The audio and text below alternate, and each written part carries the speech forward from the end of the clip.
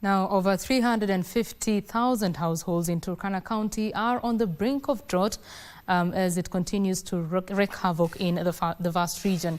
Children in the area are facing malnutrition, and the Red Cross Society is warning of a humanitarian catastrophe in the coming days if no interventions are put in place. Achola Simon reports from Turkana County. 23-year-old Nancy Awoy makes a now customary walk from her Manyata house to the nearby fresh grave. Tightly clutched in her arms is a 6-month-old infant, suckling perhaps the last drop of milk. The child in her arms is perhaps the hope she literally holds on.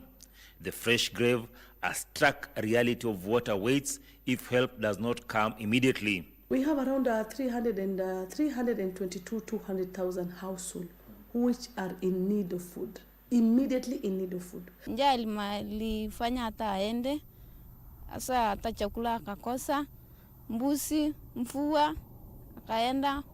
Tunabaki tu hapa tu vile tuko tu hivi. She says the 5-year-old died after days of starvation. The day she left her home to look for food, she came back to a dead child. Mimi nikaenda tena huku. Katafuta, nikarudi, nikapata basi tu, njaa kaumia.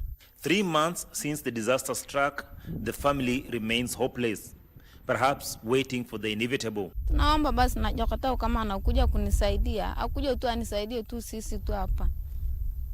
Sisi tunaumia hapa.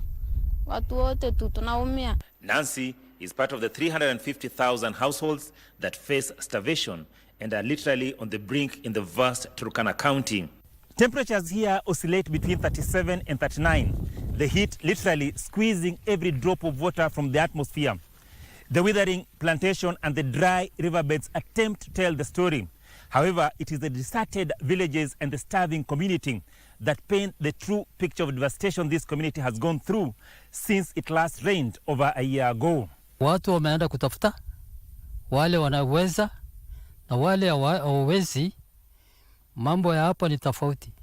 Jua ni kali, hapa watu njaa inamaliza kwa sababu hakuna.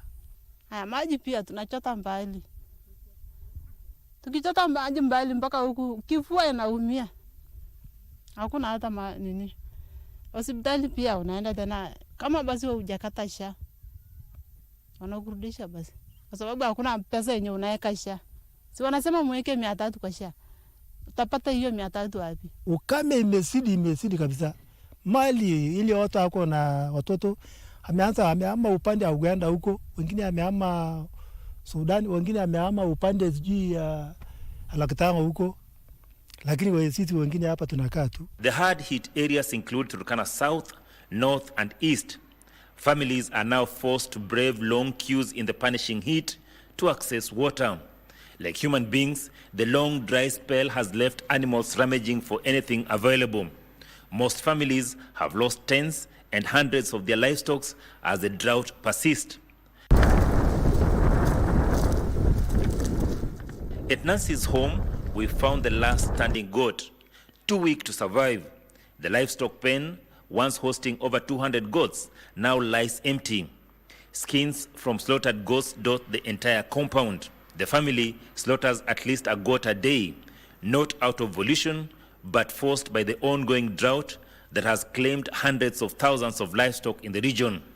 When you look at the cycle of disaster, it is a cycle that it's after 3 years we go back to drought. After 2 years we go back to drought. It is a climate change. It's how we are going to empower the community or strengthen the community in terms of to be resilient or even to plant the trees, to plant the food that it can be a drought resistant. We can look at the animals that can be a drought resistant. I can say that one can help us. Achola Simon, Prime Edition, Turkana County. Well, quite some heartbreaking scenes there from Turkana County, and Achola Simon has been on the ground since the start of this week, and he has filed quite some reports for KBC Channel 1, and we want to link up with him now. He's currently in Lodwar, where he shall be telling us. There he is on your screen. Achola, do update us on what you have seen this past week as you've been covering the drought in Turkana.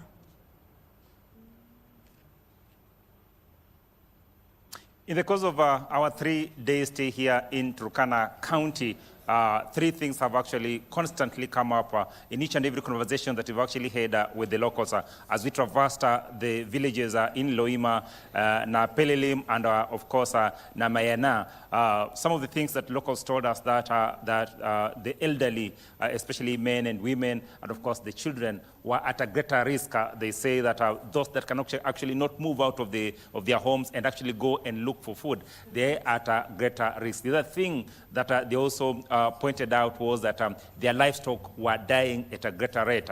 The other thing they also told us is that they are hoping that the government and of course non-governmental organizations can actually come up quickly and actually ensure that they can actually get resources towards ensuring that they salvage the situation. Some of those issues were actually corroborated by the Red Cross Society of Kenya when we went there to actually seek data of exactly what was happening here, and they said it is true, people were actually starving and there was need for actually concerted effort from non-governmental organizations and of course also governmental organizations in terms of ensuring that they put together resources so that then they salvage the situation. That basically sums up our stay here in Turkana County, and of course we'll be keeping a keen eye on exactly what will be happening going forward in terms of just ensuring that indeed this community can actually be assisted. I also want to point out that there's been heightened activities, especially from the county government of Turkana, where we are reliably informed that officers have actually been dispatched to various villages, especially in areas that have been adversely affected, in terms of just ensuring that indeed those that are affected, first and foremost, they can actually ascertain the veracity of the situation, but also find solutions to the problem. We were expecting today that the Cabinet Secretary for Public Service, Human Capital and Special Programs, Geoffrey Ruku, would actually be on the ground in terms of, because that is what we had actually been told. But of course, that program changed. And of course, as I said, this is something that we'll be keeping a keen eye on so that then we get to see what will happen going forward. But also key in conclusion is the fact that each and every person that I've actually talked to, they've said that there's need for the powers, the government and of course the non-governmental organization to find lasting solutions. Whereas this relief food will actually be coming, what they're insisting on is that there's need to ensure that indeed permanent solutions are put in place because as they said that this tragedy is cyclic. After every 3 years, it's going to come back again, and there's need to actually ensure that efforts are put in place to ensure that they put to a stop the suffering that people of Turkana have suffered over the years.